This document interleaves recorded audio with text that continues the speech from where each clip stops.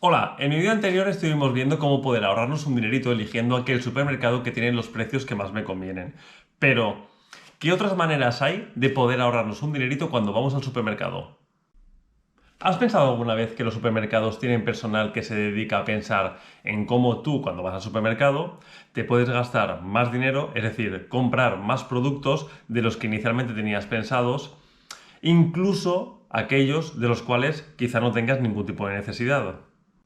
Hola, me llamo Amadeo y en este vídeo vamos a ver las principales estrategias que los supermercados usan para que cuando acudes compres más productos de los que inicialmente tenías pensados y todo lo que puedes hacer para solamente comprar aquello que quieres comprar.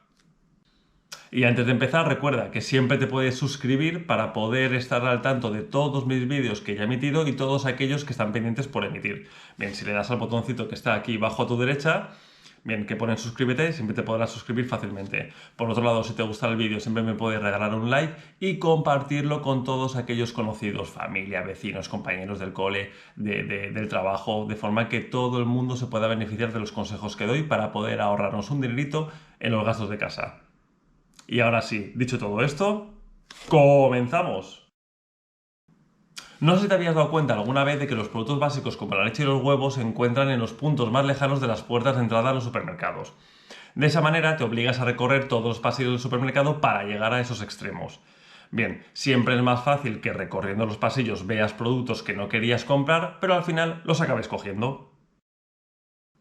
Los productos en los supermercados se suelen distribuir en estanterías. Las estanterías tienen varios niveles. Aquel nivel que está a la altura de los ojos suele ser el que más ventas tiene. Bien, las marcas blancas solemos encontrarlas en ese nivel porque son aquellas que los supermercados quieren que compres, por dos motivos. Primero, son los que más margen tienen de cara a sus beneficios. Segundo, son los que generan fidelización. Son marcas o son productos que no vas a poder encontrar en otros supermercados. Si te has fijado, las ofertas de los supermercados se encuentran en los pasillos principales para que todo el mundo las vea. Bien, estas ofertas lo que generan es una compra compulsiva en el consumidor. Es posible que compremos un producto que inicialmente no necesitamos, pero es que resulta que está muy barato. Y es posible también que habitualmente compremos un producto que habitualmente es más barato, pero nos compremos uno un poco más caro porque se encuentra con descuento. Por lo tanto, al final lo que acabamos es gastándolo más dinero de lo que inicialmente teníamos pensado. ¿Y a quién no le suena ese tipo de campañas que realizan los supermercados, como por ejemplo la semana alemana? Bien, esto suele generar una reacción compulsiva en el consumidor. Muchos de nosotros hemos acudido corriendo al supermercado a comprar productos de los cuales no tenemos necesidad por el hecho de que habitualmente no solemos encontrarlos. Por otro lado, también solemos coger productos porque esperamos que sean la pera limonera y como habitualmente no están, no sea cosa que se me vaya a escapar. ¿Y te has fijado que la carne, en especial, no la vemos igual en el supermercado que en nuestra casa?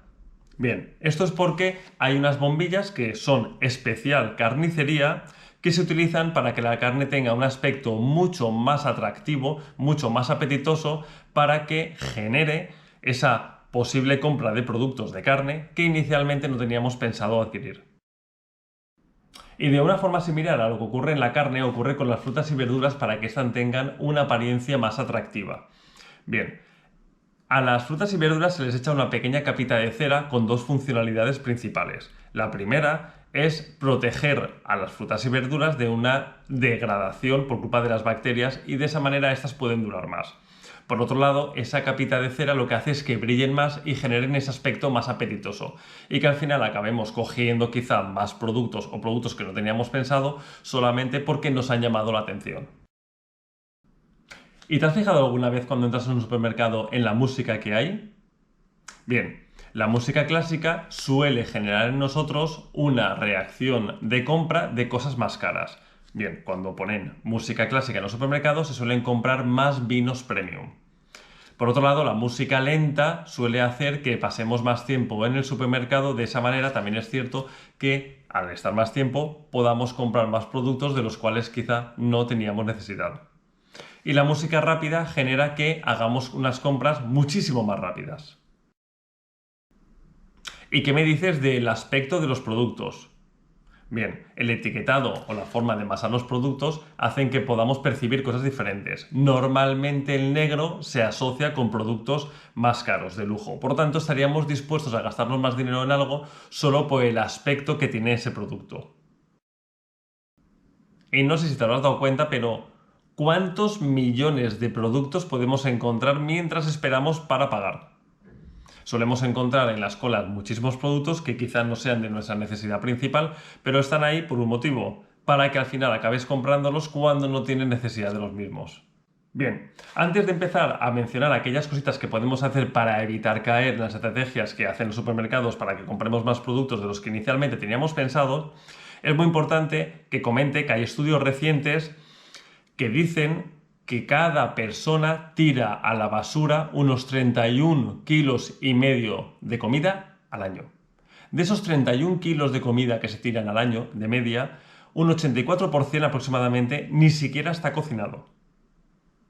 Y además se estima que esos 31 kilos de comida que tiramos tienen un valor de aproximadamente 250 euros. Creo que podríamos prestar bastante atención para intentar evitar que ocurran cosas como estas. Es muy importante que si queremos ahorrar, que nos marquemos un presupuesto. ¿Cuánto quiero gastarme en el supermercado al mes, por ejemplo, o a la semana? De esa manera podemos establecer unos límites e intentar más o menos adaptarnos a esos límites.